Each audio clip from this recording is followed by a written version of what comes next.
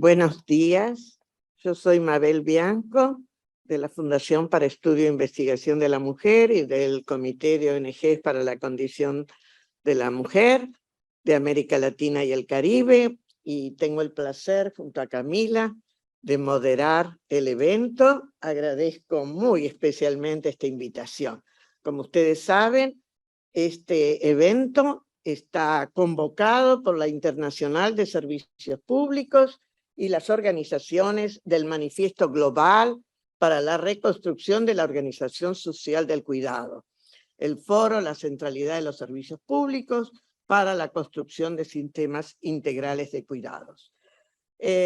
Vamos a tener en esta 15ª Conferencia Regional de la Mujer esta oportunidad de hablar de estos temas, y especialmente este evento propone intercambiar experiencias sobre la construcción de sistemas de cuidados y el papel de los servicios públicos junto con sus trabajadoras. Y esto me parece que es clave. Tenemos que ver este papel de las políticas fiscales y la tributación justa para el fortalecimiento del financiamiento público de los sistemas de cuidados. Este va a ser un punto clave que vamos a considerar. Abordar el dilema del financiamiento del sistema y la relación de la acción estatal con otros agentes de cuidado. También la delimitación y control de las competencias comunitarias y del mercado, dos temas claves. Reivindicar la centralidad de los trabajadores de los servicios públicos y las trabajadoras, claro, la acción estatal con otros agentes de cuidado y identificar los desafíos y estrategias comunes para la incidencia en la construcción y desarrollo de servicios públicos de cuidados.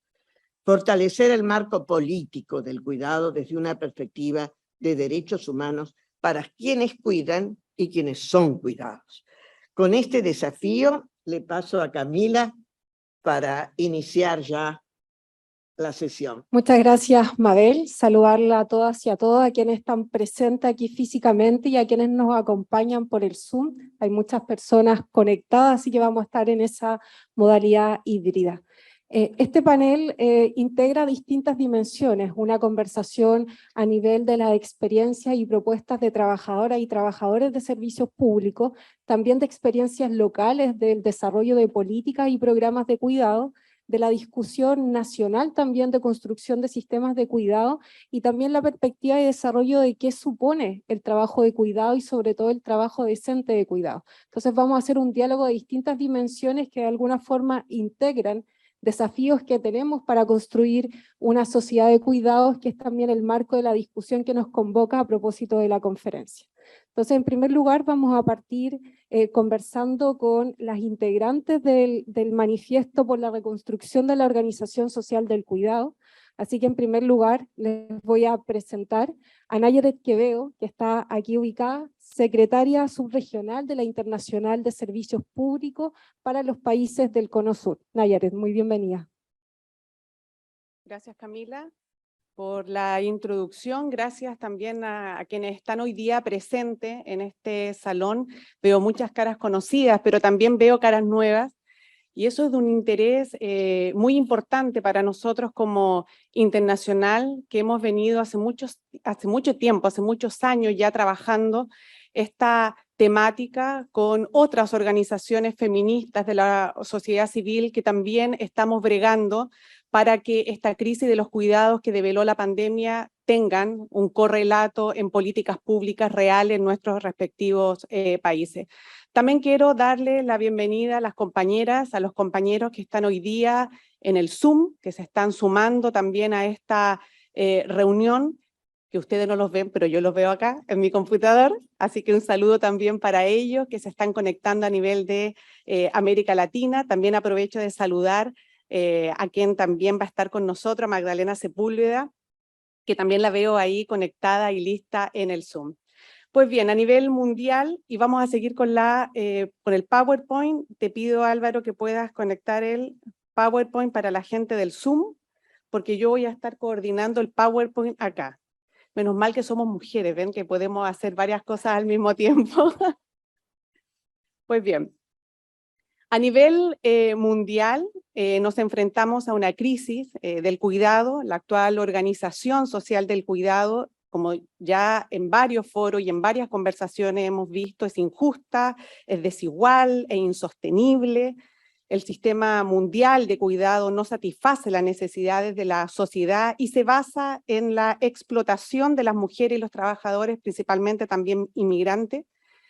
Pero la pregunta que nos cabe hacernos acá y que no hemos hecho como organizaciones sindicales y también de la sociedad civil es cómo se ha producido esta crisis. En el norte global, el gasto público inadecuado, las medidas de austeridad, políticas económicas que han reducido el gasto público, que han privado a los sistemas de cuidado de los recursos esenciales, necesarios para satisfacer las necesidades de cuidado de la sociedad, ha sido uno de estos motivos. Esto ha dado lugar, evidentemente, a un sistema de cuidado fallido, infrafinanciado, sobre todo en el ámbito del cuidado social. Pero también las reformas neoliberales han desregulado los sistemas públicos. La siguiente, Álvaro, han trasladado los servicios del cuidado social al sector privado. Esto ha convertido al cuidado social en una mercancía que se puede comprar, es decir, se ha mercantilizado los trabajos de cuidado. Los agentes privados están asumiendo cada vez más un papel central en la prestación del cuidado social y están estableciendo un control del sector, y esto evidentemente ha significado que el cuidado social se gestione en la actualidad con fines de lucro. La siguiente. En las últimas décadas, las asociaciones público-privadas, las APP, como las llamamos en la ISP, se han utilizado cada vez más en el sector del cuidado social. Estas alianzas público-privadas son contratos entre gobierno y el sector privado. En muchos países esta prestación de servicios de cuidado social está en manos de autoridades locales, pero en otras obviamente está en manos del mercado. Esto significa que muchas veces las autoridades locales subcontratan la prestación de los cuidados, el funcionamiento y la gestión de estos, que recaen principalmente en manos privadas. No estamos en contra de que el sector privado ingrese a este sistema de cuidado, que es lo que queremos impulsar, pero sí estamos en desacuerdo con que se lucre con los sistemas de cuidado. Y en ese sentido, nosotros como organizaciones sindicales somos una actoría importante para poder fiscalizar, para poder ver, para poder hacer un seguimiento de lo que está pasando. La pandemia obviamente puso de manifiesto todo esto, la crisis de los cuidados no remunerados, ¿no? Además de esta crisis que se viene produciendo por la mercantilización de los servicios de cuidado, las políticas fiscales regresivas, que también ha limitado la financiación disponible de los servicios públicos de cuidado. Esto también, y lo va a hablar más adelante Magdalena, acompañado por toda la evasión, la elusión fiscal por parte de estos inversores privados, ¿no? Que entran de buena onda al mercado de los cuidados, pero entran a también hacer su negocio, ¿no?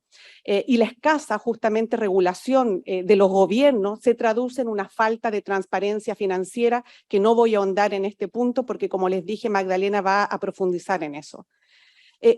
Pero sí mencionarles, por ejemplo, que algo que como ISP hemos estado denunciando estos últimos tiempos, a partir del año pasado, un estudio sobre el mayor operador de cuidado de los cuidados en Europa, como es Orpea, reveló que la empresa había estado utilizando empresas subsidiarias para extraer el dinero, por ejemplo, de los contribuyentes para poder alimentar el imperio que tiene Orpea inmobiliario, mientras los trabajadores que trabajaban en esta transnacional enfrentaban violaciones de sus derechos.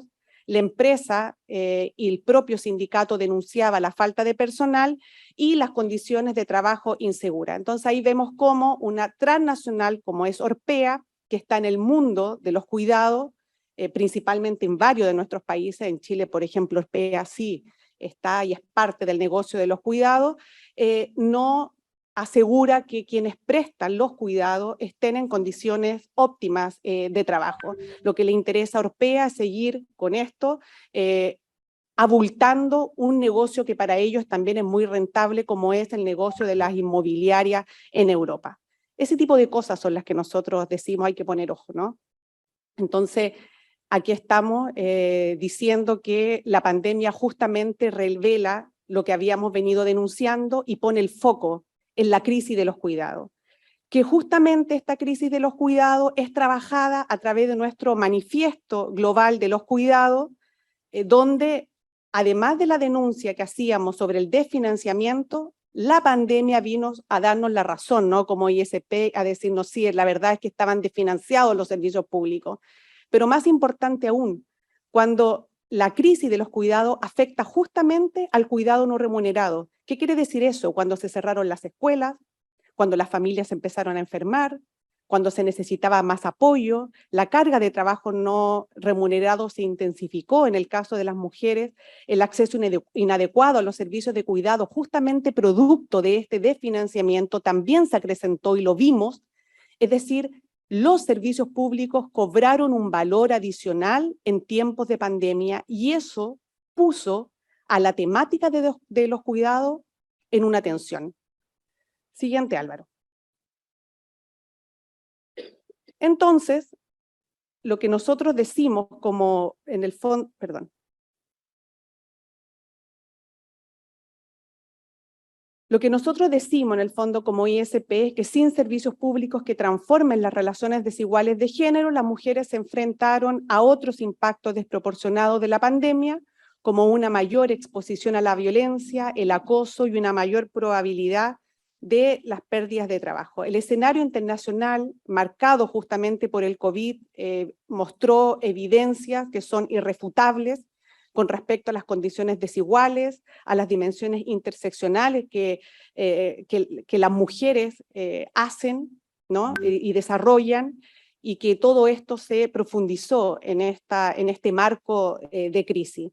La pandemia no hizo más entonces que poner de manifiesto estas fallas sistémicas que habíamos venido denunciando con todo este enfoque lucrativo del cuidado social que se estaba dando, desigual, inseguro, basado en la explotación de quienes hoy día están otorgando el cuidado, y en definitiva eso también terminaba afectando la calidad de la atención de estos servicios de cuidado.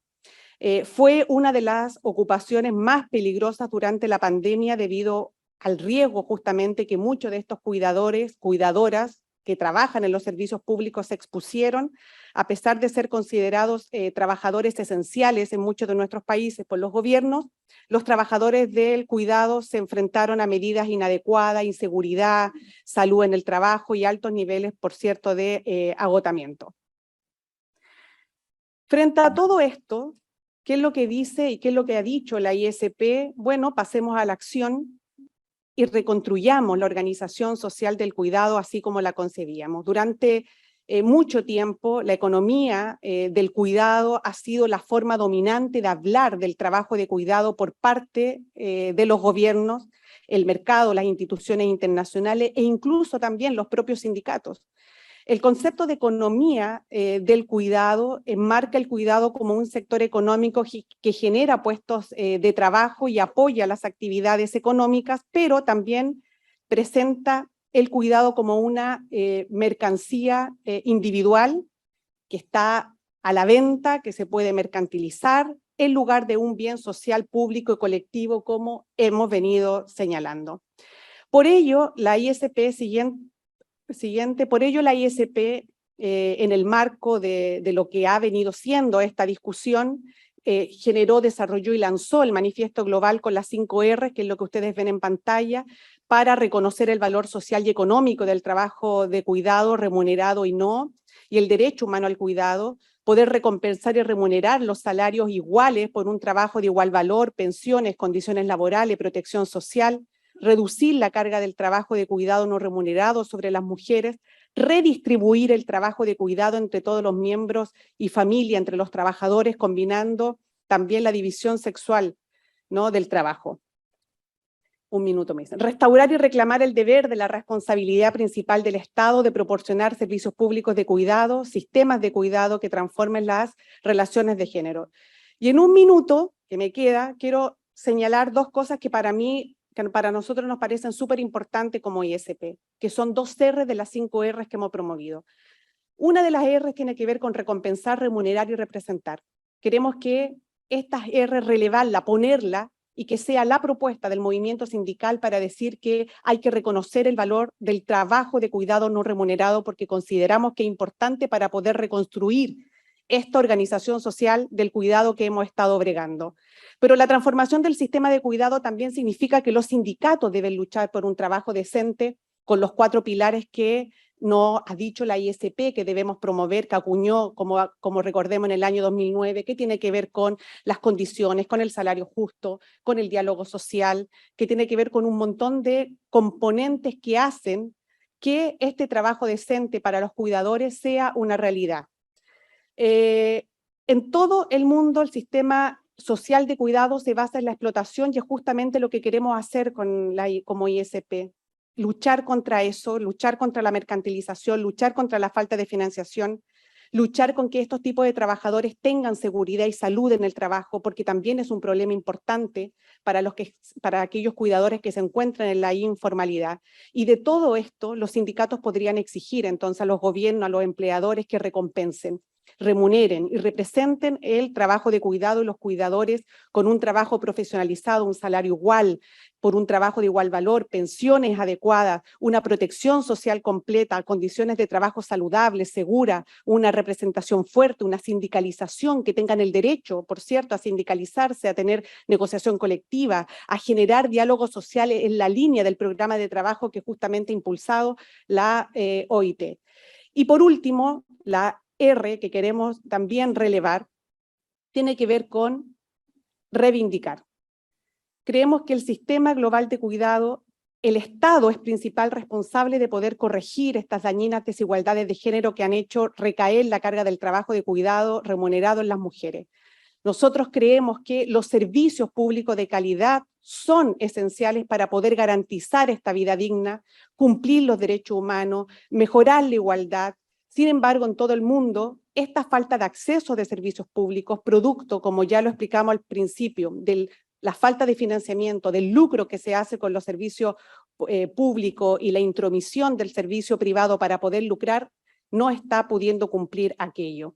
La deficiencia de las infraestructuras públicas de cuidado agravan, por cierto, la carga que soportan las mujeres, y es lo que queremos como ISP decir: pasemos a la acción. Los sindicatos pueden exigir este tipo de cosas a los gobiernos, pero también pueden exigir una mayor regulación de la financiación de los servicios de cuidado, que los gobiernos cumplan los compromisos que adquieran a nivel internacional, que la financiación pública sea responsable y transparente, ¿no? Que la financiación pública de los servicios de cuidado esté condicionada a un trabajo decente, a la negociación colectiva de los trabajadores y al fin de la colaboración público-privada y de la financiación pública de los operadores privados. Y finalmente, la ISP, en un minuto, cambió el discurso, desde el discurso sobre los cuidados con enfoque basado en economía a esta reconstrucción social del cuidado, y es lo que nosotros queremos hoy día presentar y tratar de poner en el discurso de estos días. La ISP y su comité de mujeres hemos impulsado un cambio de paradigma que aún en ciernes ha tenido ya algunos avances en estos años. Hemos logrado poner nuestras ideas en la discusión que muchos países están dando sobre el desarrollo, sobre la creación de los sistemas nacionales de cuidado. Hemos hecho estudios a nivel de la región que demuestra cómo algunos sistemas de cuidado están funcionando de distinta manera, en qué han fallado y cuáles son las buenas prácticas que los distintos países podrían tomar para poder implementar aquello en su ámbito local. Creemos que desde nuestra posición como sindicato hemos levantado las dimensiones del cuidado desde el mundo del trabajo, remunerado y por supuesto no remunerado, pero también desde la esfera del rol del Estado, los gobiernos y los servicios públicos para garantizar sociedades nuevas que cambien las relaciones desiguales de género. Para nosotros es importante estar en esta conferencia, creemos que es importante en el cambio sistémico del actual sistema económico y de la organización del cuidado, así como un nuevo paradigma que anteponga el cuidado de las personas al lucro. Muchas gracias.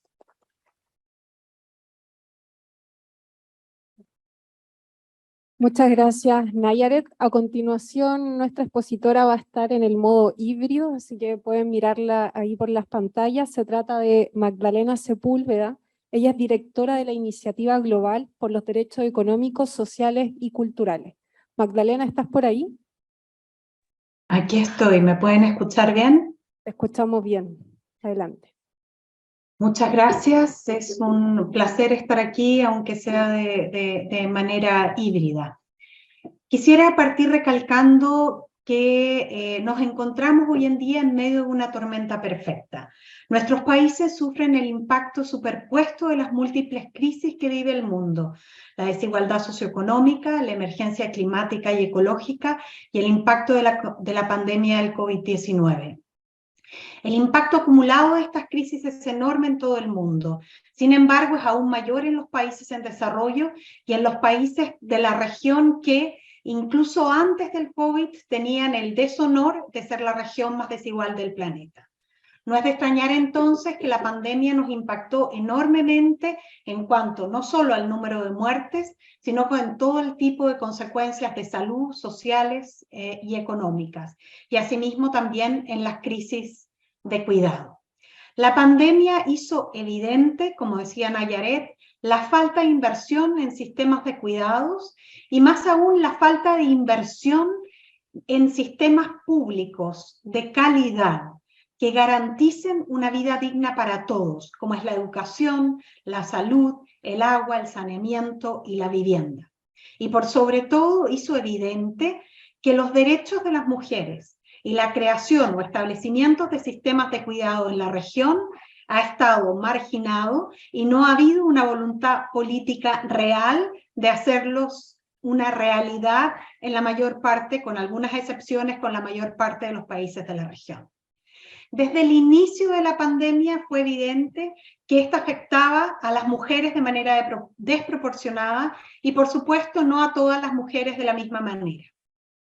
El cierre de las escuelas a gran escala y la falta de apoyo al aprendizaje remoto digital profundizó las desigualdades de acceso a la educación, con enormes implicaciones para las niñas y las mujeres jóvenes, pero además, debido a las desigualdades estructurales que han sido en su mayoría las mujeres, quienes también asumieron el rol de llevar adelante la educación de las niñas y niños en la medida de lo posible durante la pandemia.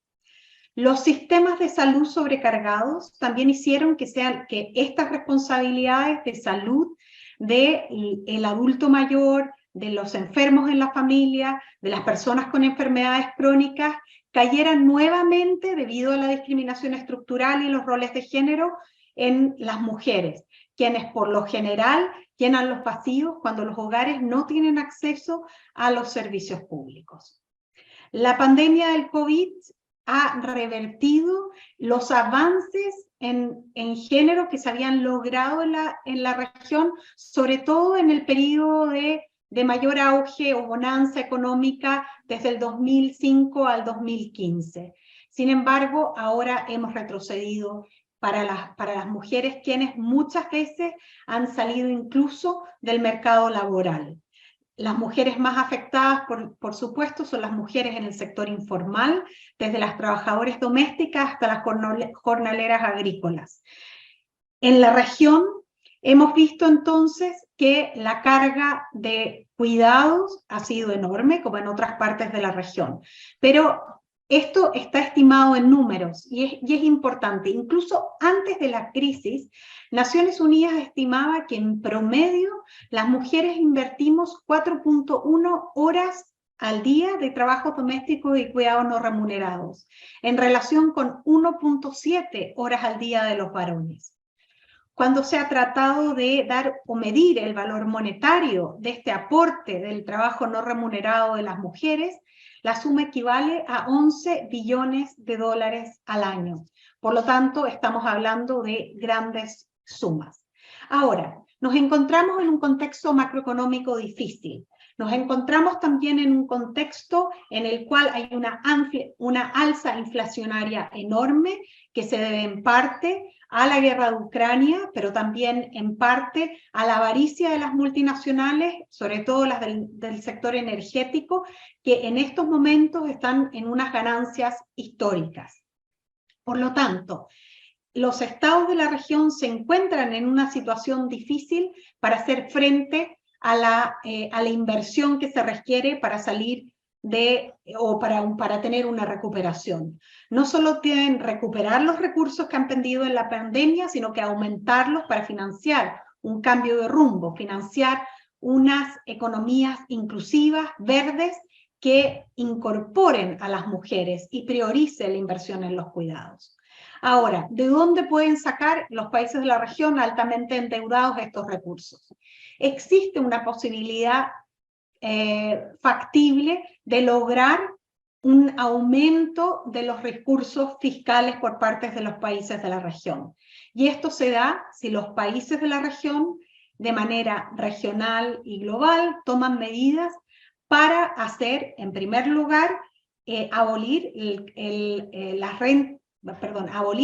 la evasión y la elusión fiscal y poder poner un coto a la optimización impositiva de las multinacionales y los más ricos que no pagan lo que corresponde. La riqueza combinada de todos los multimillonarios en el globo era 5 billones de dólares antes que empezara la pandemia. Ahora está en el nivel histórico más alto, cerca de 13.8 billones de dólares. Y en la región ha sucedido lo mismo.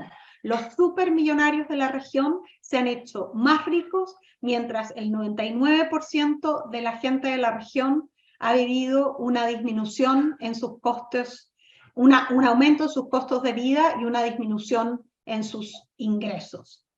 Es posible lograr entonces que se logren a nivel nacional una mayor progresividad en los sistemas fiscales, que se tomen medidas audaces que busquen aumentar la progresividad de los impuestos, y al mismo tiempo existe la necesidad de que a nivel regional los países de la región aúnen esfuerzos para lograr el cambio de la fiscalidad internacional de las corporaciones o de las multinacionales.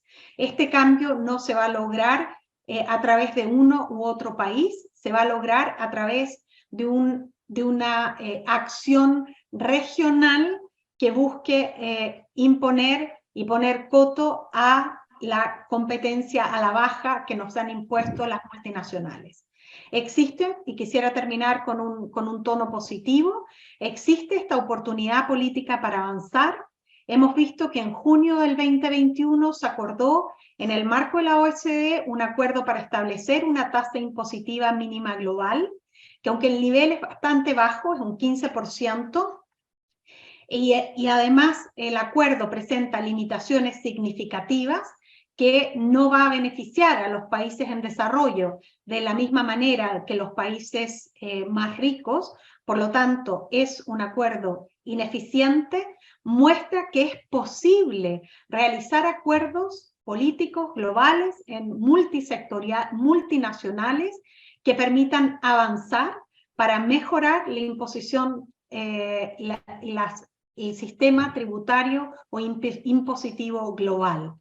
Y en este momento hay varios países de la región que están tomando medidas progresivas. Colombia, Argentina, Chile son uno de los ejemplos de la región que debieran, por tanto, liderar los esfuerzos nacionales para buscar un cambio impositivo global en el cual las multinacionales paguen lo que corresponde. Pero al mismo tiempo es necesario de normas impositivas domésticas que busquen también mejorar la progresividad. Y es necesario que con ese aumento de la fiscalidad, ese aumento del espacio fiscal por los países, sea invertido necesariamente y con prioridad en sistemas de cuidados, que son esenciales no solamente para el disfrute de los derechos económicos, sociales y culturales de muchos integrantes de la sociedad, sino que son un requisito esencial para lograr la igualdad de género y empezar a avanzar, a cerrar la gran brecha que ha quedado aún más grande después de COVID. Muchísimas gracias. Muchas gracias también a ti, Magdalena. A continuación, también en el marco de la discusión sobre el cuidado como bien público y también la tributación feminista para su financiamiento, que siempre es importante en esta discusión, se encuentra acá Corina Rodríguez, que es integrante también del grupo central de las organizaciones del Manifiesto Global por el Cuidado. Corina también es una con harta trayectoria investigadora en materia de cuidados, así que muy bienvenida, Corina. Buen día. Muchas gracias. Buenos días y bienvenidas a quienes vienen de otros países, bienvenidas a Buenos Aires, Argentina, y gracias por estar aquí también a quienes nos están siguiendo por Zoom. Yo para cerrar esta primera parte introductoria de esta conversación quería hacer algunos énfasis muy particulares en línea con lo que mis compañeras ya han dicho. La primera es resaltar la importancia de esta agenda que nos convoca en esta conversación de este evento, pero de toda la conferencia, ¿no? Que se plantea avanzar hacia la sociedad de los cuidados. Creo que hemos recorrido un camino en el cual hemos podido ir demostrando la centralidad de los cuidados en la vida de las personas, la centralidad de los cuidados en el funcionamiento del sistema económico y social, pero también hemos demostrado cómo la forma en que hoy se organiza socialmente la resolución de las necesidades de cuidado de la población configura un nudo de reproducción básica de desigualdad. Y ese es un énfasis que nos preocupa en particular y que creemos que por eso mismo la agenda de los cuidados, que desde los movimientos de mujeres, desde los movimientos feministas hace mucho venimos impulsando, es una agenda que excede a la lucha de las mujeres, porque es una agenda que tiene que ver con la justicia social, es una agenda que avanzándola vamos a poder justamente desarmar algunos de estos nudos de reproducción de desigualdad. Magdalena recién nos mencionaba el dato de la desigualdad que hay en términos de cómo se resuelven las necesidades de cuidado a través del trabajo doméstico y de cuidado no remunerado, la diferencia que hay en la intensidad de el tiempo que dedicamos a eso a las mujeres respecto de los varones, la dimensión de las brechas de género en las formas que se resuelve el cuidado es una de las dimensiones de la desigualdad que está muy articulada con la desigualdad socioeconómica. Esa afirmación que hacemos, las mujeres destinamos más tiempo que los varones en promedio a hacer tareas domésticas y de cuidado no remuneradas, es absolutamente cierta, pero también la tenemos que calificar, porque no es lo mismo el tiempo que le destinan a estas tareas las mujeres de sectores medios que las mujeres de sectores populares que tienen habitualmente más demandas de cuidado, menos oportunidad de derivar parte de ese cuidado a espacios extradomésticos y donde la intensidad del tiempo que ellas tienen que destinar a los trabajos de cuidado es mucho mayor. Entonces me parece que en el ámbito de los cuidados y la organización social de los cuidados, este concepto que usamos, que a mí me parece especialmente potente, nos lo muestra muy claramente, hay una articulación de interseccionalidades en la reproducción de desigualdades, de género, socioeconómicas, raciales, y por eso nos parece que es súper importante mover esta agenda desde una aspiración de justicia social. No estamos en el punto cero, hemos avanzado esta agenda, la venimos avanzando, por eso estamos hoy en una conferencia que se propone la sociedad de los cuidados como meta. A mí me parece importante realizar una alerta en el sentido de que ahora que el tema ha ido permeando y también se ha ido articulando con otras agendas, yo creo que es muy importante sostener una propuesta progresista de cómo tenemos que transformar esa organización social de los cuidados. La tenemos que transformar en un sentido que ayude a desarmar los nudos de reproducción de desigualdad, ayude a desafiar andamiajes estructurales que limitan los proyectos de vida de las personas, mandatos sociales, mandatos culturales, y tenemos que transformar la organización social del cuidado en un sentido que amplíe las oportunidades de vida de todas las personas. Y creo que es importante siempre mantener presente que esas son las aspiraciones que nos mueven para transformar esta organización social de los cuidados. En este sentido, un grupo de organizaciones hemos elaborado este manifiesto por la reconstrucción de la organización social de los cuidados, del cual Nayaret ya les habló. Nos montamos en esta idea de impulsar ciertas Rs que Nayaret también les enunció. Yo quería detenerme en la R de reivindicar el carácter público de los servicios de cuidado y restablecer el deber y la responsabilidad primordial del Estado de prestar servicios públicos de cuidado y desarrollar sistemas de cuidado que transformen las relaciones de género y la vida de las mujeres, que es como enunciamos en el manifiesto esa última R, y quería hacer sobre eso, y ya para cerrar, 2 o 3 resaltados. ¿Cómo avanzamos las Rs en general? ¿Cómo avanzamos particularmente esta R de reivindicar? La avanzamos con el compromiso de todos los actores involucrados en la organización social del cuidado, pero claramente con un liderazgo del Estado. El Estado es el garante también de una transformación progresista de la organización social del cuidado, y llamar al liderazgo del Estado en esta transformación también es una herramienta para garantizar el derecho al cuidado. Esta idea de avanzar la agenda de los cuidados en términos de justicia se alinea con la idea de garantizar el derecho al cuidado, el derecho que todas las personas tenemos de recibir los cuidados que necesitamos, pero también el derecho que todas las personas tenemos de brindar el cuidado que deseamos brindar y de elegir la manera en que lo queremos hacer.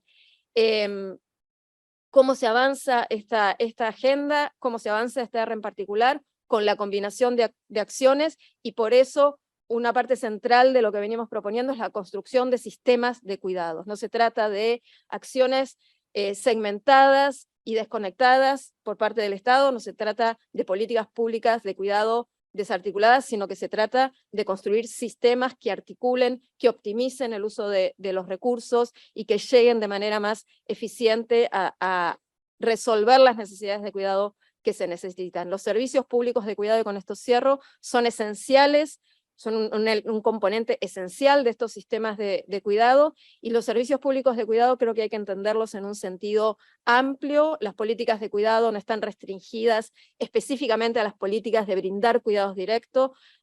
La política de transporte, la infraestructura urbana, son parte de los elementos que se necesitan para proveer y distribuir adecuadamente el cuidado. Creo que los principios de el principio de universalidad en la cobertura y la calidad de los servicios de cuidado tiene que ser un principio fundamental que impulsen estos sistemas de cuidado, y creo que estos sistemas de cuidados deben garantizar otra de las Rs de las que hablábamos, la representación de la voz de las personas que trabajan remuneradamente por el cuidado, y en ese sentido los sindicatos de los sectores de empleo de cuidados es fundamental, pero también la representación de la voz de las personas que recibimos los cuidados, ¿no? Para que los cuidados se brinden en función también de las necesidades y de los deseos de las personas que requieren estos apoyos. Y creo que es importante también construir sistemas de cuidado que garanticen el monitoreo ciudadano y que garanticen la generación de información que permita un monitoreo que nos vaya garantizando que la transformación que proponemos en la organización social de los cuidados vaya en el sentido progresista y de justicia social que aspiramos. Gracias.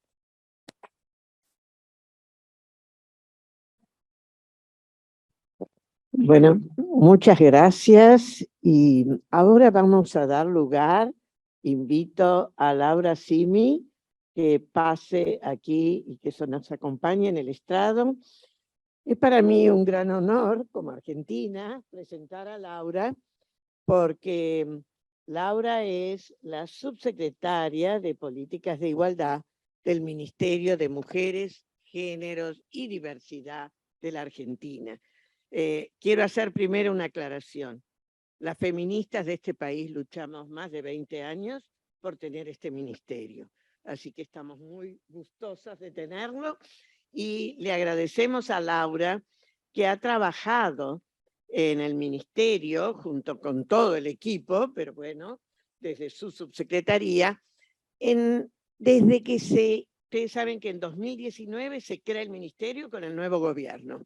Y la primera prioridad fue las políticas de cuidados. Y por eso se armaron distintas comisiones como la interministerial, la intersectorial y una comisión que tuvo por objeto con distintas personas especialistas en armar una ley que fue presentada en el Congreso de la Nación en mayo y que estamos esperando que se trate. Todavía no se trató y estamos luchando para eso. Así que esperamos que esta conferencia sea un fuerte impulso para que se trate esa ley en el Congreso. Así que vamos a escuchar lo que hizo el ministerio en la voz de Laura. Laura, bienvenida, gracias. Tienes 7 minutos, ¿eh? Uy, 7, qué desafío. Bueno, muchísimas gracias y gracias por semejante bienvenida. Bueno, creo que resumió mejor que yo, Mabel, pero en principio estaba pensando con Corina que hace casi 3 años, en enero de 2020, que fue la conferencia en Chile, justamente también invitada por la ISP, a quien agradezco nuevamente la invitación.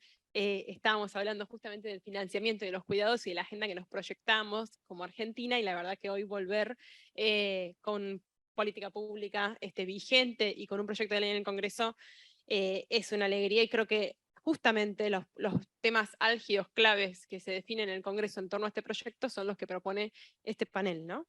Nosotros hicimos primero, para construir un diagnóstico certero, un mapa federal del cuidado, que está en internet, lo pueden encontrar. Ese mapa relevó 34.000 espacios de cuidado de distintas poblaciones y también espacios de formación de trabajadores y trabajadoras del cuidado. Y además, en articulación con la CEPAL, construimos un indicador de intensidad del cuidado, donde encontramos que en 6 de cada 10 hogares con necesidades básicas insatisfechas, la intensidad de cuidado es altísima, ¿no? Entonces, probando algo que ya sabemos, pero que es evidente y hay que decirlo cada vez más, que pobreza y cuidado son asuntos conectados. Por eso estamos también en esta agenda.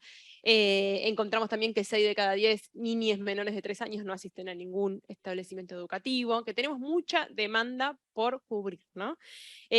También constituimos una mesa interministerial para reunir todo lo que hacía el Estado y orientarlo también con perspectiva feminista, porque hay muchas formas también de ver las políticas de cuidado, pero lo que sí podríamos decir que construimos sobre todo en esta gestión, y lo construimos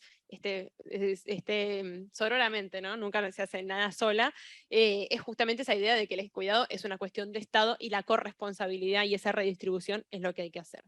También hicimos una campaña nacional que se llamó Cuidar en Igualdad, Necesidad, Derecho y Trabajo, que recorrió todo el país con parlamentos territoriales del cuidado, planteando cómo cada sociedad cuida hoy y cómo quiere cuidar en el futuro. Con todo eso, más una comisión redactora de expertas y expertos, quien Corina Rodríguez Enríquez formó parte, se redactó este proyecto de ley que se llama Cuidar en Igualdad, que hace 2 cuestiones centrales. Por un lado, reforma el régimen de licencias, pensándolo como lugar estratégico para pensar la redistribución adentro de los hogares, ¿no? En términos de género.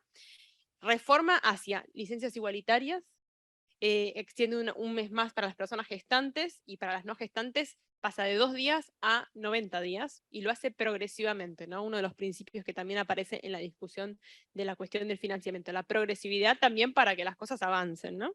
También se crea un sistema de licencias para las personas que trabajan bajo el régimen de monotributo, que es esa cuestión impositiva en Argentina, donde trabajan un montón de personas y que no tienen derechos de licencia. Y también ampliamos las licencias para las trabajadoras de casas particulares, que son más de 1 millón de mujeres en la Argentina.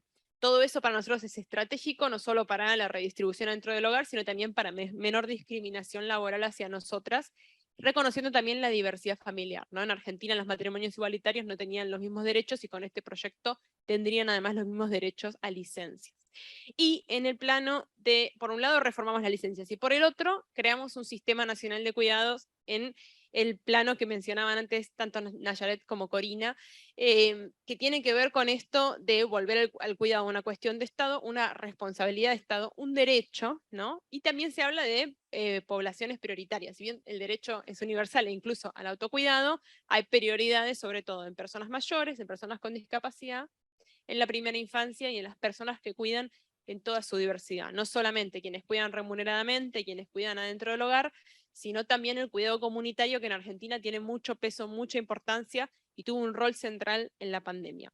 Me parece, dado que en este panel hay activistas y personas del Estado comprometidas con la agenda que conocen el detalle, me parece interesante quizás focalizarme sobre las tensiones que aparecieron en torno al proyecto de ley, y yo diría, por un lado, primero desafíos estructurales. Bueno, la Argentina es un país federal, y cuando uno piensa un sistema de cuidados, si quiere que de verdad toque con la reorganización de los cuidados, tiene que articular muy bien con el mundo de la salud y la educación. Dos cuestiones que están descentralizadas en Argentina, ¿no? Entonces no es tan sencillo, no es vía decretos nacionales, no son trabajadores, por ejemplo, del Estado Nacional, ni en salud ni en educación, es de las provincias, que la ve la compañera sindicalista. Entonces, ahí tenemos desafíos estructurales, ¿no? Y después también en el mundo de la salud, que también está fragmentado, ¿no? Nosotros tenemos la salud pública, pero también gran parte de la población accede a la salud vía las obras sociales, ¿no? Entonces todo esto fueron desafíos más allá de las tensiones estructurales entre el mundo comunitario de la primera infancia y el mundo de la educación formal de la primera infancia, la discapacidad entre el modelo médico y el modelo social, que la agenda de cuidados también les da un poco de temor con lógica, y el mundo de las personas mayores, que tenía miedo de estar relegado en esta agenda porque siempre se ve que se prioriza la primera infancia por sobre las personas mayores, ¿no? Entonces, con todo esto, digamos, navegamos hasta llegar a este proyecto de ley, que un poco lo que propone principalmente es, en el mundo de las personas mayores, que hoy el cuidado está muy dicotómico, o te cuida tu familia, o vas a una residencia de larga estadía, que además no está bien regulada en general. Hay solamente 8 residencias de larga estadía que dependen del Estado Nacional, todo el resto es privado. Y si quisiéramos ampliar eso, también nos quedaríamos en un modelo dicotómico, solo tenés que ir a un lugar, pero nosotros queremos acompañantes para una vida independiente. Entonces, lo que se propone en el proyecto de ley es incluir en el plan médico obligatorio, y lo ponemos ahí para que esté tanto en la salud pública como en la prestación de las obras sociales, el servicio de los cuidadores domiciliarios y cuidadoras domiciliarias. Eso aplicado a través de un baremo, esto apelando de vuelta a la cuestión de la progresividad y que a todos le alcancen, y evaluando la cuestión socioeconómica. ¿Qué hace ese baremo? Pensar cómo está ese hogar, cómo está en grado de dependencia esa persona mayor, pero también cómo está en situación socioeconómica, y en función de eso otorga una cierta cantidad de horas. Eso por un lado. Y por otro lado, lo que hacemos con el cuidado comunitario, y esto impacta directo en la primera infancia principalmente, que es que hoy el Estado ya delega de alguna forma esa responsabilidad de cuidado en muchos espacios informales que se generan en los barrios de cuidado comunitario de niñez, con personas que tienen saberes, pero no certificados y que no se traducen en salarios. Y el Estado muchas veces transfiere subsidios para que ese lugar exista y sobreviva. Por ejemplo, le paga alimentos, paga algún mobiliario, pero no le paga nada a las personas que están ahí llevando eso adelante. Entonces, lo que plantea el proyecto de ley es que cada vez que el Estado tiene que registrar esos espacios, y cada vez que transfiere fondos, transferir para salarios para esas trabajadoras. ¿Y eso por qué también lo planteamos así? Porque para nosotros ahí hay, la verdad es un poco ineficiente estar transfiriendo ingresos sin terminar de transferir todo lo que corresponde para contar ahí un puesto registrado de trabajo, ¿no? Y eso es muy importante para nosotras, porque en este momento la Argentina está discutiendo eso, ¿no? ¿Dónde están los puestos de trabajo genuinos? Y nosotros respondemos acá, en los cuidados. Y es muy importante responder así y con ese énfasis, porque si no, el puesto de trabajo que están imaginando resulta que es un puesto de trabajo que va a conseguir un varón, no nosotras, en el corto plazo. Yo sé que me estoy extendiendo. Ah, no, me quedan 2 minutos. Entonces, eso es importante. Y al mismo tiempo también la sociedad argentina se está preguntando cómo reformar la política social en un tono peligroso por momentos, porque es un poco criminalizante de la pobreza para mi punto de vista. Y la verdad es que también ahí contestamos nosotras, ojo, no existe la mejor política social si no tenés primero un sistema de cuidados. De hecho, el sistema de cuidados quizás es tu mejor política social. Y después sobre eso, cuando tengas bien redistribuidos los cuidados y bien socializados, sobre eso, obviamente que hay que acompañar diferentes situaciones. Pero si no, vas a seguir hablando de la pobreza como si fuera una cuestión neutra al género, neutra a los cuidados, y no lo es en ninguna de las dos cosas, ¿no? Entonces, y sobre todo si estamos viendo que, por ejemplo, un hogar monomarental, por tener intensidad de cuidado y estar sola al cargo, tiene el doble de nivel de pobreza que un hogar promedio en Argentina. Entonces, ¿por qué vamos a seguir discutiendo así, ¿no? Sin decir con nombre y apellido pobreza y cuidados? Entonces, esas dos cuestiones son centrales. ¿Cómo ataca el financiamiento el proyecto de ley? Que me parece lo más importante. Acá tuvimos una discusión muy interesante en la comisión redactora por esta idea de, bueno, ¿cómo puedo comprometer recursos, ¿no? ¿Cómo puedo hacer que en el futuro no recorten? Que es interesante, y yo como economista también me pensaba, bueno, qué desafío. Primero pensamos en la cuestión del porcentaje del PBI, pero ¿qué nos contestaban distintos economistas con razón? Ojo, porque eso puede ser fácilmente completable. Y lo que pasa con el mundo de los cuidados es que cuidados para mucha gente es todo y no es nada, ¿no? Entonces, hay que hacer el cálculo específico de cuál es el etiquetado del PBI, de cuánto está gastando hoy la Argentina, y ese piso no se conocía, ¿no? Entonces, algo de lo que se pone en ese proyecto de ley es hacer ese ejercicio. Y después, si no, porque si no te lo pueden burlar. Otra discusión que se dio es, bueno, creemos un fondo específico. El problema del fondo específico que tiene dos tensiones. Uno, que en Argentina la mayor parte de los impuestos están coparticipados, es decir, se distribuyen con las provincias. Entonces, si vos querés ir a tocar eso, esta es una buena propuesta, pero tenés que ir a buscar un impuesto que tenga ingresos disponibles y que no esté coparticipado con las provincias, porque si no tenés que ir a cambiar la coparticipación, para eso necesitas una mayoría especial en el Congreso y tu proyecto no salió nunca más, ¿no? Y después, por otro lado, también la idea de fondo te da una sensación, y lo digo porque incluso está pasando ahora con otra política social en Argentina, te da la sensación de que si hay plata, entonces hay política. Pero esto no es así, porque nosotros estamos planteando la universalidad. Entonces, para nosotros lo que asegura el financiamiento es la exigibilidad de la política. Si el Estado tiene que remunerar siempre, tiene que remunerar siempre. Sean 200.000 las trabajadoras comunitarias o sean 500.000. Si es tu derecho que como persona mayor tengas un cuidador domiciliario, es tu derecho. Entonces no depende, y entonces es responsabilidad del Estado buscar los recursos. ¿Existen esos recursos? Seguro que sí.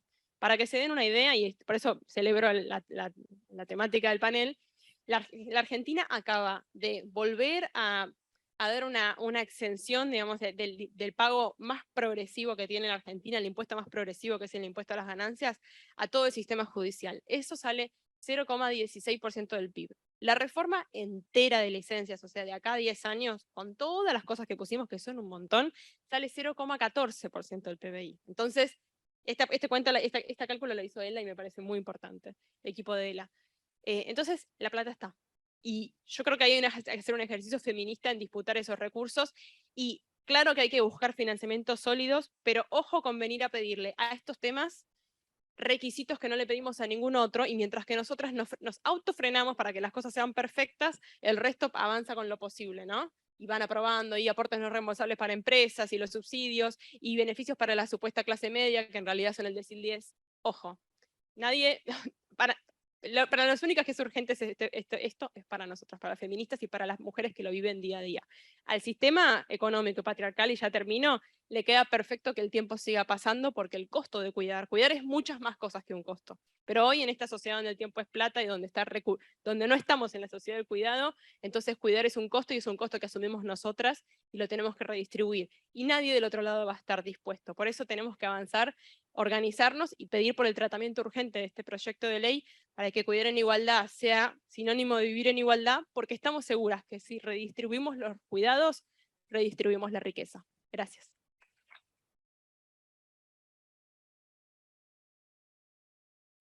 Muchas gracias, Laura. Camila. Sí, bueno, agradecer la experiencia, desde luego, para quienes venimos de otros países y también estamos escuchando desde otras experiencias, nos entrega muchos también indicadores de cómo trabajar en la construcción de sistemas de cuidado y también en las discusiones legislativas y de todos los espacios donde sea pertinente avanzar. Así que también augurar buenos deseos a esa tramitación en Argentina, que sabemos que nunca es fácil que avancen estos proyectos. Así que muchas gracias, y invitada a quedarte acá o como tú estimes. Y también, para seguir profundizando en este debate, planteamos que hay una discusión a nivel nacional de construcción de sistemas, de articulación, pero también hay experiencias locales, municipales, de gestar a través de programas y algunos planes, políticas de cuidado, que a veces se van a topar con el límite, ¿cierto?, de la falta de una estructura nacional que apoye, pero también ha habido experiencias que van avanzando en esa dimensión. Así que en este caso vamos a trabajar con una experiencia de un municipio de Chile, Independencia en particular, que queda en la capital de Chile, así que invitar a Claudio Rodríguez a acercarse a la testera para poder profundizar en estas políticas.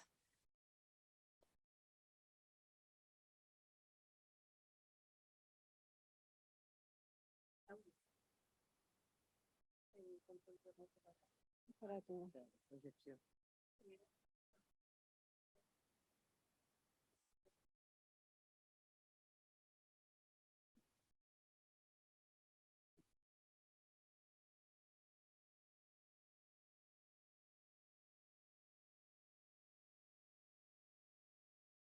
está. Bueno, buenas tardes a todas y todos, los presentes, las presentes, las compañeras del panel, quienes también nos acompañan desde el Zoom. Bueno, el objetivo de la presentación es poder contar una experiencia de trabajo a nivel local, municipal, y de alguna forma dar cuenta de las tensiones y de los desafíos que surgen para poder contribuir a la generación tanto de una política local, pero también en la discusión a nivel nacional respecto a la implementación y el objetivo que tiene, en este caso, el gobierno de implementar un sistema integral de cuidado. Entonces voy a hacer la presentación bien rápida porque el tiempo es limitado y vamos a empezar. Con 3 elementos como para ordenar cuál va a ser la estructura. Una es el contexto, después recoger algunos elementos de la experiencia local, donde nos vamos a dar cuenta que hay una variedad de programas, tanto comunitarios como alguno propio, como mucha oferta pública en el ámbito local, y también a partir de eso, cuáles serían algunos desafíos que puedan contribuir en este camino de generar un sistema local de cuidado. Bueno, en el contexto vamos a tratar de ir relativamente rápido porque ya mucho se ha dicho en el documento de posición, distintos estudios, etcétera, pero algunos elementos quizás importantes para entender cuál es la dinámica que sea a nivel local, municipal allá. Una que es el proceso de familiarización del cuidado, que se expresa con mucha fuerza, además de feminización del cuidado, a partir de lo que es la división sexual del trabajo, tanto el cuidado remunerado como el no remunerado, como vamos a ver. También la existencia de respuestas desde lo privado y lo comunitario, es decir, hay una trayectoria, hay organizaciones, instituciones que vienen trabajando esto hace mucho tiempo, antes que el Estado empiece a dar respuestas desde la política pública, y el desafío, por lo tanto, es cómo integrar ello. Bueno, ¿cuáles son las condiciones de trabajo? Me parece un elemento importante, y diría que estructural, porque no tiene que ver solo con las condiciones de las trabajadoras y trabajadores del cuidado, sino también con cómo esto también tiene impacto en la propia intervención y en en los propios hogares.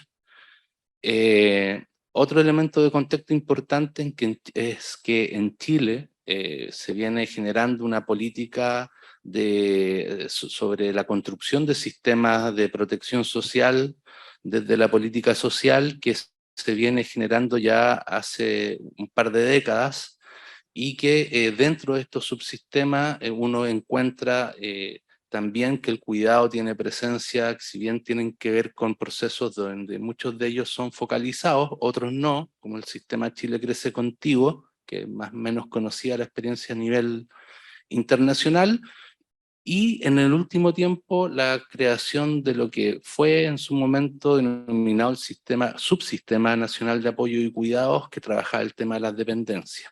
Pero también otra importante iniciativas legales que han ido dando marco de forma progresiva, acotada, pero progresiva, que tiene que ver de respuestas de la política pública a nivel nacional, como en su momento fue la extensión del postnatal parental, la ley sana para permitir el cuidado de los niños y niñas con enfermedades terminales o enfermedades graves también. Y ahora último en este contexto, diría que lo que es de alta relevancia tiene que ver con cómo cómo se está visibilizando y centralizando una voluntad política por generar un sistema integral de cuidados a nivel nacional, que salga o que recoja pero traspase la lógica de la protección social, que entienda el cuidado como un derecho y con una perspectiva feminista de un gobierno que se ha declarado desde esa posición, como un gobierno feminista. Contarles un poco a partir de la experiencia local. La comuna Independencia es una comuna que ustedes ven ahí el puntito rojo, que colinda hacia el centro con la comuna de Santiago Centro, por lo tanto una comuna que está en el centro norte de nuestra capital. Administrativamente nace el año 1991, es una comuna que queda, si ustedes han visitado Santiago, al lado norte del río Mapocho, por lo tanto tiene una red hospitalaria y mucha infraestructura de carácter patrimonial, está ya el hospital, cementerios, etc. Tiene una cantidad de habitantes, lo que le da una particularidad, por cierto, a la comuna, y lo diría que lo relevante es que es una comuna muy central, ¿ya? Y eso fundamentalmente ha generado que el proceso migratorio que se ha incrementado en los últimos 5 años en el país ha sido una comuna de mucha acogida y llegada de migrantes, tanto que llegan como de población flotante. Y eso va a ser importante para una de las experiencias que yo les quiero comentar, que no tome allá. Y con una población migrante que es la tercera más alta a nivel nacional en términos absolutos, la primera más alta en términos de porcentuales, y que ha tenido, por lo tanto, un impacto muy grande en la comuna a nivel de los cambios sociodemográficos, culturales y sociales. La primera experiencia, en un minuto contarles, que es de alta relevancia porque tiene que ver con un piloto de cuidados que se hace en una comuna que tiene una transición demográfica, una comuna envejecida, con una comuna hoy día con una mayor cantidad de migrantes, que es población más bien joven, y que ha generado una sobredemanda institucional, sobre todo en la primera infancia, para respuestas por mujeres que requieren de apoyo en cuidados para poder generar autonomía económica, mujeres migrantes en lo fundamental, para su inserción laboral, y que se han generado como respuestas guarderías comunitarias no formalizadas. Entonces el municipio hizo una pesquisa de algunas iniciativas para poder ver qué apoyo se le daba. Y se construyó esta experiencia sin recursos, sino más bien articulando, ahí el coordinador que está, y espero esté viendo, Carlos Muñoz, desde la Oficina de Migración, pero que tenía una trayectoria de importancia en temas de infancia, ¿ya? Y de alguna forma, desde el marco de la convención, esto fue al inicio de 2017, se fue generando este piloto para tener un acompañamiento comunitario a los niños y niñas que estaban fuera de la institucionalidad formal, que eran o migrantes o hijos de migrantes, principalmente mujeres. Por lo tanto, los usuarios son mujeres, niños y niñas, mujeres que sostienen su grupo familiar, y niños y niñas de 3 meses a 6 años. Y ahí se generó una articulación de iniciativas público-privadas ahí están algunas de ellas, para poder generar un marco de acompañamiento que generara mejores condiciones del cuidado para aquellas mujeres cuidadoras remuneradas, informales, que estaban ejerciendo esa labor en este contexto también de informalidad. Ahí hay una nota de prensa donde se conoció un poco la experiencia en ese sentido. Otra experiencia importante es la red local de apoyo y cuidado, que es este subsistema que viene desde el ámbito de la protección social. Ahí se trabaja con que es un programa, por lo tanto, a nivel central que se implementa en lo local, con 120 hogares, con cuidadoras familiares o no remuneradas. Y un dato importante, que el 97%, o sea, mucho más de la media nacional de estas cuidadoras son mujeres, y el 8% migrantes. Esto seguramente en perspectiva va a ir cambiando porque la población va a ir envejeciendo, ciertamente. Pero es un factor sumamente importante de considerar a la hora de establecer un sistema local, que tiene que ver con la particularidad cultural social del territorio. y que realiza distintos servicios como atención domiciliaria, que es muy valorado por los usuarios y usuarias, porque lo que hace es este cuidado de reemplazo, 4 o 8 horas semanales para poder tener espacios de vida de libertad, ocio, autocuidado, etcétera, para las cuidadoras familiares no remuneradas.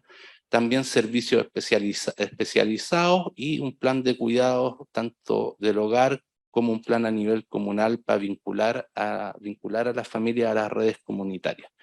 Por lo tanto, este es un programa que se implementa desde el año 2016, tiene una importante cantidad de desafíos, no voy a especificarlo en honor al tiempo, pero tienen que ver con mejorar las coberturas, siempre insuficientes, cómo contribuir a una cultura local de cuidados, cómo generar condiciones laborales adecuadas para las trabajadoras, para los asistentes de cuidados que hacen los servicios especializados, que hacen este reemplazo, porque están en condiciones tanto de formación como de remuneración y reconocimiento de su condición laboral, que además son la mayoría mujeres. Allá hay 12 asistentes de cuidado, de los cuales 11 son mujeres, y yo diría que el hombre es una excepción, porque en general en muchos municipios que tienen este programa son puras mujeres las que realizan la labor.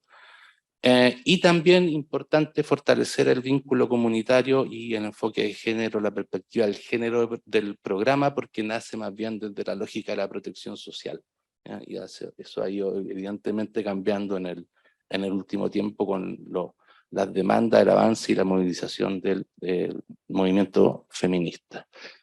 Y ahí pueden ver, no voy a entrar en detalle, pero una cantidad importante de programas a nivel local que se dan, que se articulan en el espacio local y que configuran de alguna forma el desafío de promover un sistema local de cuidado. Y en eso en lo que estamos. ¿Para qué? Para una vida más digna de las personas, de los habitantes de la comuna. Entendiendo el cuidado como un derecho social, promoviendo la igualdad de género, para un cambio también cultural, tanto en los hogares como en las comunidades, reconociendo el valor del trabajo remunerado y no remunerado, del valor del cuidado, por lo tanto, articulando también la oferta municipal y comunal que existe en los municipios a nivel local, y contribuyendo también en este debate a la construcción de una política nacional, que es el desafío que yo les comentaba al inicio.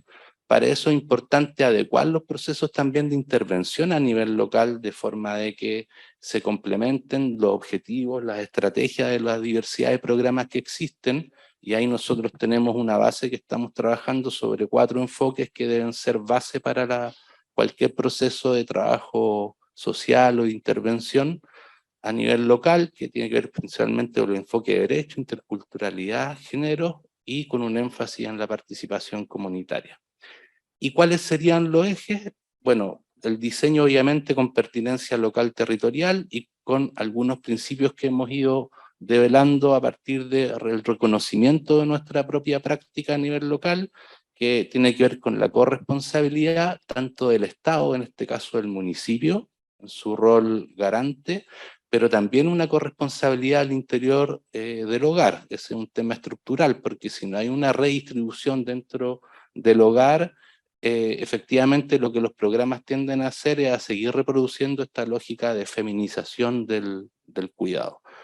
El trabajo decente para nosotros es un elemento sectorial y estructural, porque como les decía, no tiene efecto tan solo en la labor del cuidado remunerado, que es precario, son trabajadoras a honorarios, no son contratadas por el municipio, sino que son tercerizadas desde el nivel central, con un nivel de remuneración que es muy bajo, son 500.000 pesos chilenos, que va a ser a partir de enero el sueldo mínimo que está regulado en nuestro país, sin cobertura de seguridad social, es decir, un trabajo absolutamente precario que tiene impacto no solo en las condiciones laborales de quienes hacen la labor del cuidado, sino también genera, por ejemplo, mucha rotación.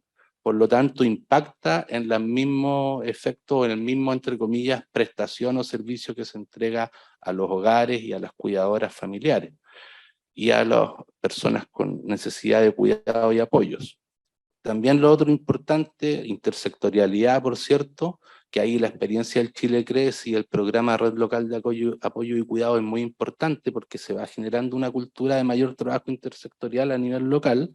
La adecuación territorial es importante. En el diseño de una política nacional tienen que haber espacios de flexibilización y adecuación territorial, que implica que ciertas tomas de decisiones también tienen que tomarse y definirse a nivel local para responder a las demandas locales, a las particularidades culturales, sociales y económicas, que es muy diversa en las distintas comunas y territorios, y también la participación comunitaria como un eje para fortalecer una cultura del cuidado en ese sentido. Por último, para terminar, y solo de forma enunciativa, los componentes que hemos ido identificando, una que tiene que ver con la niñez, con la experiencia a partir tanto del trabajo que les decía yo, el piloto de cuidado, que surge desde ahí.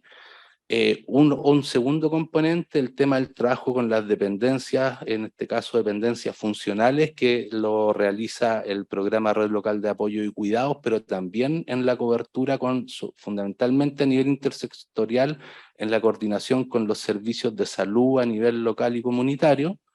Los actores institucionales en la intersectorialidad, que tiene que ver con, le da mayor eficiencia a la gestión, pero con algo que es más importante, que tiene que ver con la incidencia política, que es cómo se establece una red comunal donde se integren los actores y experiencias comunitarias y que finalmente incidan en las voluntades políticas a nivel local para los recursos, programas, etcétera.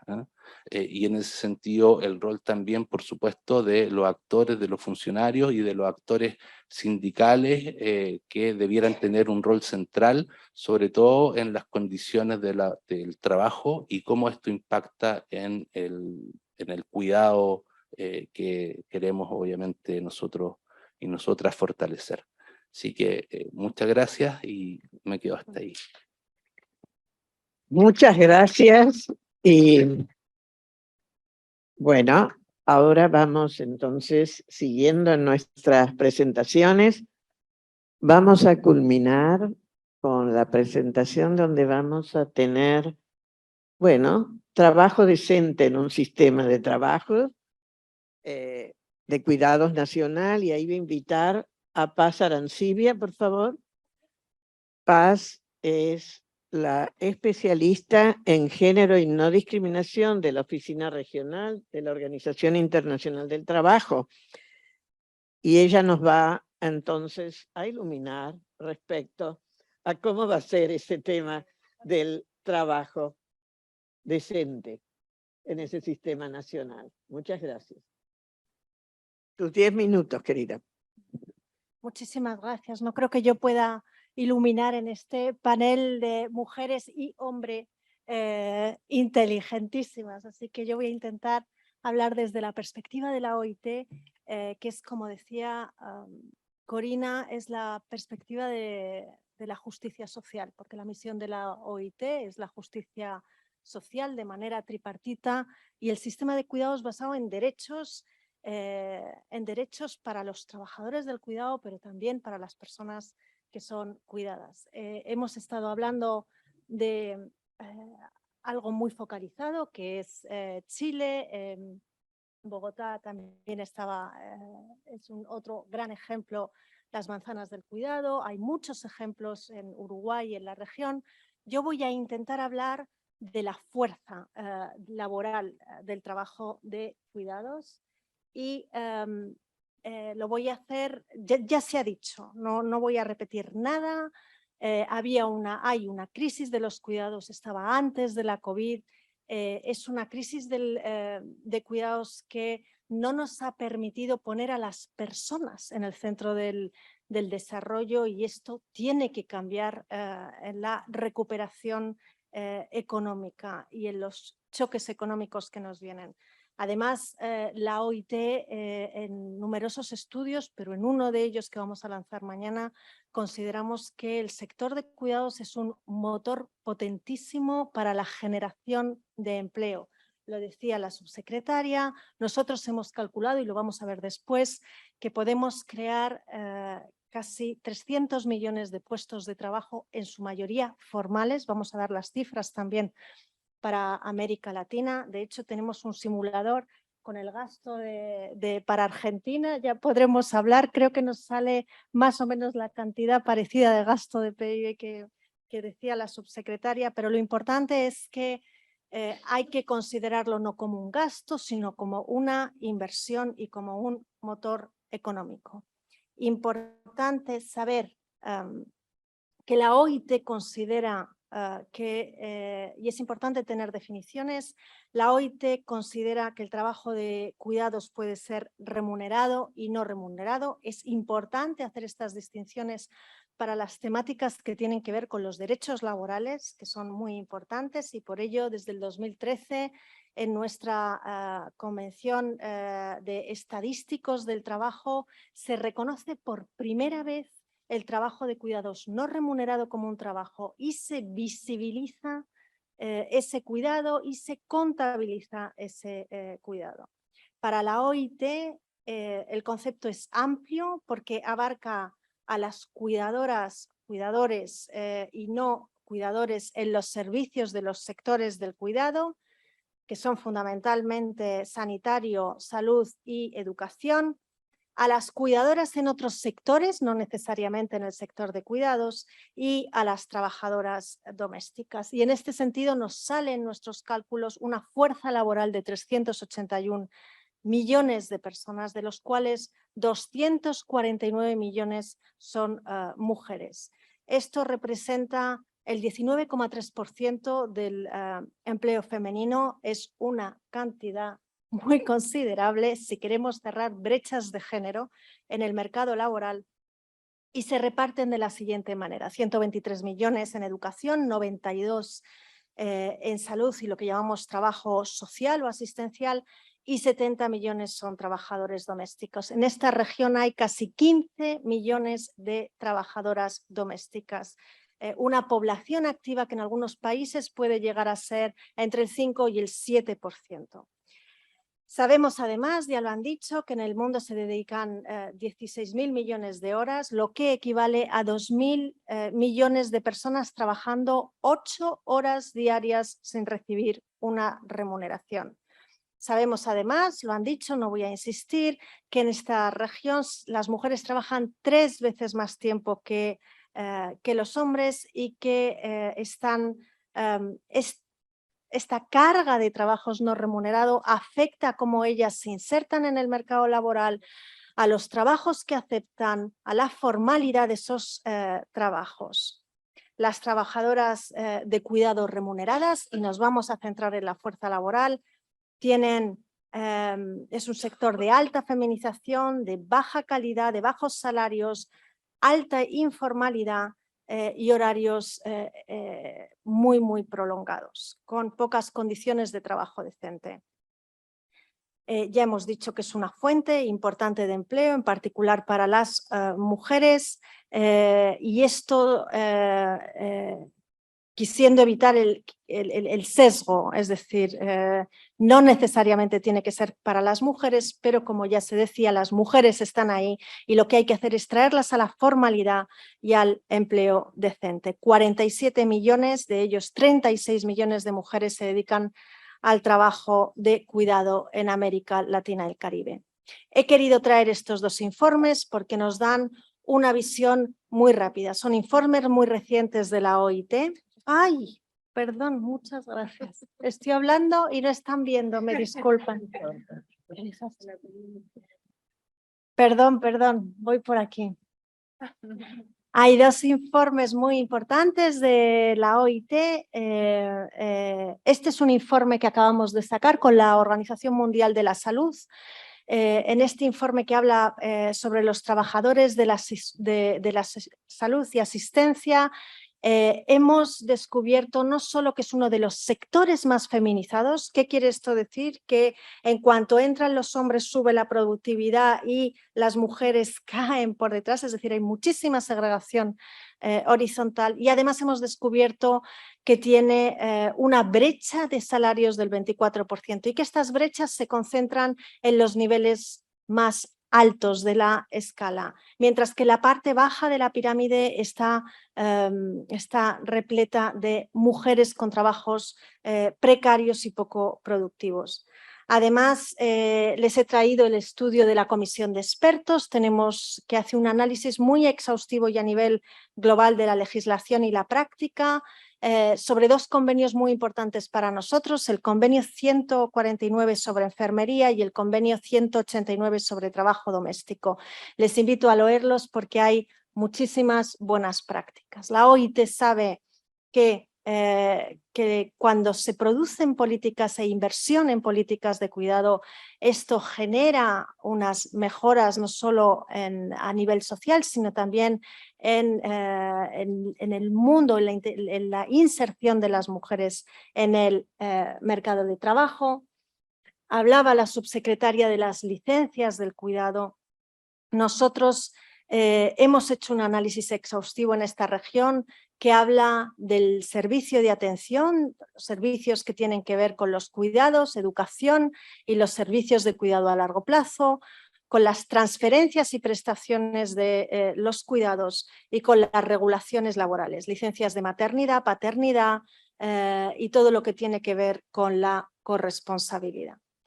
Este es nuestro círculo virtuoso del trabajo de cuidados de la OIT.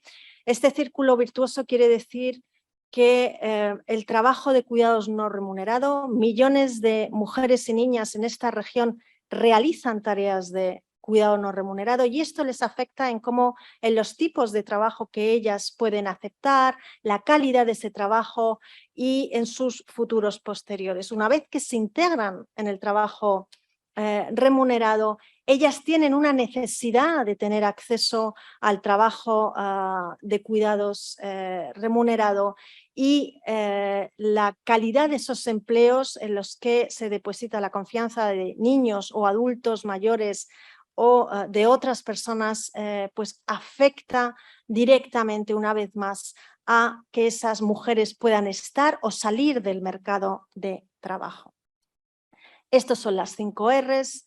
La OIT, y es la OIT a partir de su estudio sobre cuidados y trabajadores del cuidado, quien pone 2 Rs más y me voy a parar en ellas en vez de pararme en las del trabajo no remunerado. La OIT le parece que no hay posibilidad de existir un marco adecuado del trabajo de cuidados si no existen 5 Rs y no solo 3. Recompensar más trabajos y trabajos decentes para las personas del trabajo de cuidados y representarlos a través del diálogo social y la negociación colectiva.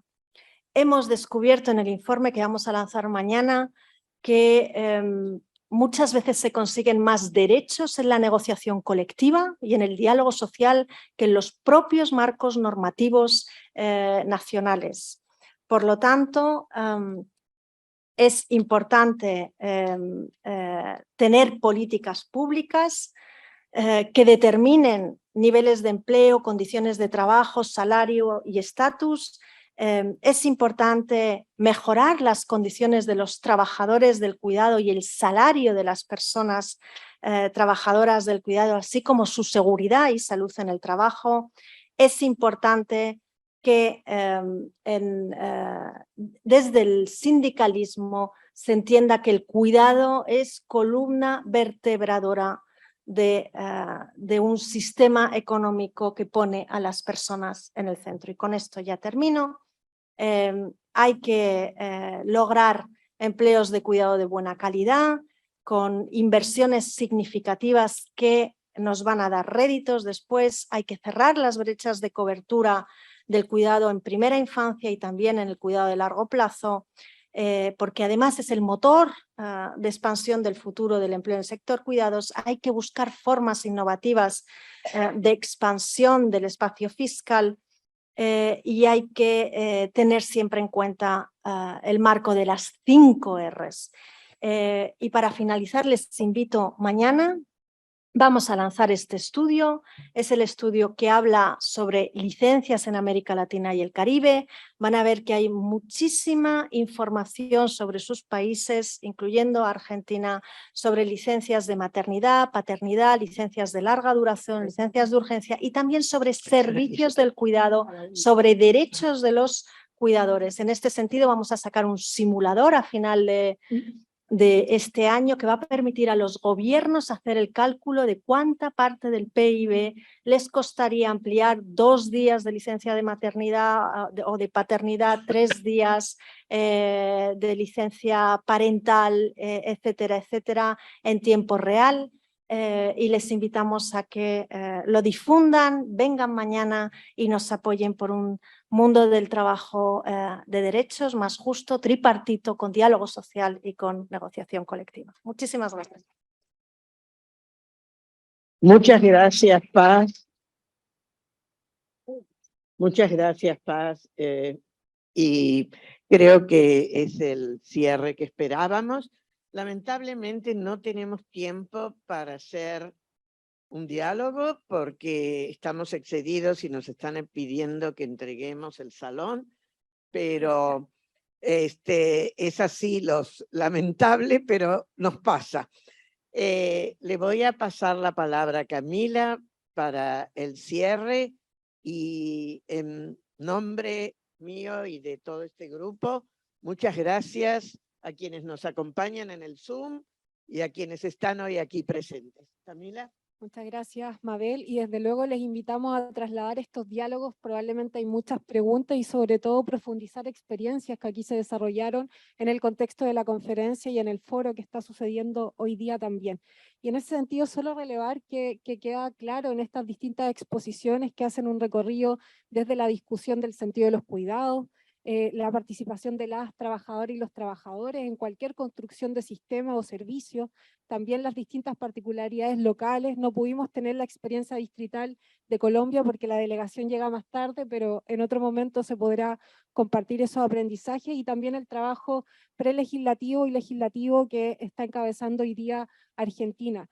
Y en ese sentido se van mostrando distintas dimensiones que densifican cómo abordar el problema de los cuidados, que es multidimensional, que es complejo, que es urgente y que también requiere la promoción de cambios en la sociedad, y ahí el marco también de la conferencia de la CEPAL, y que también hay que tener en cuenta que aun cuando estamos en una situación de crisis, que muchas veces compela a decir esperemos, ¿cierto? Cuando estén en las mejores condiciones, avanzar en sistemas de cuidado y poner los cuidados al centro va a permitir abordar y dar respuesta a la crisis. Y eso es importante hoy día acentuarlo y trabajarlo desde las distintas dimensiones en las que acá sigue articulando el diálogo. Así que a nombre de la Internacional de Servicios Públicos y también de del manifiesto por la reconstrucción de la Organización Social del Cuidado, darles las gracias primero a este genial panel, que desde luego lo vamos a seguir escuchando durante toda la conferencia, y agradecerle a ustedes acá presencial y que también están en la modalidad híbrida por el Zoom,